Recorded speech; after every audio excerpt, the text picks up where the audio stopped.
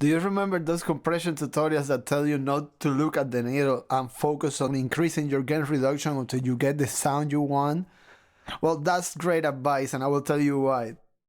The first time I took a look at the compressors in Neutron 3, the settings that makes a system would pick, I was surprised by how low the threshold was in the compressors. I found the answer to that in Mastering Audio by Bob Katz. Among many things, explains that compressors are meant to work at RMS levels as opposed to limiters, which are meant to work at the level of the peaks. And this is because compressors have a ratio knob.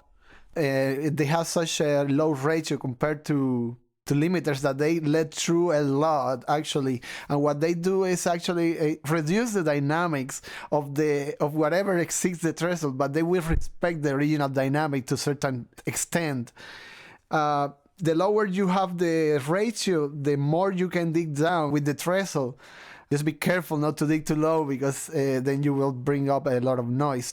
Which brings me to a compressor that I believe can do a very good job each way. Traditional ways, you manipulate input and threshold until you get a decent amount of gain reduction and the color you want.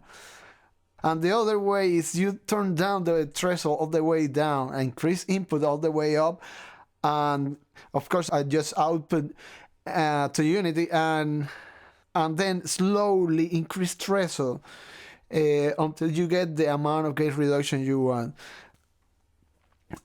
The comparison between these two ways shows that they are both high quality compression, they are both different, and they are probably both quite useful. I sometimes use one, I sometimes use another, but this only shows how much you can do with this type of compressors, which are very dependent of the signal you are feeding them or the position the threshold is at.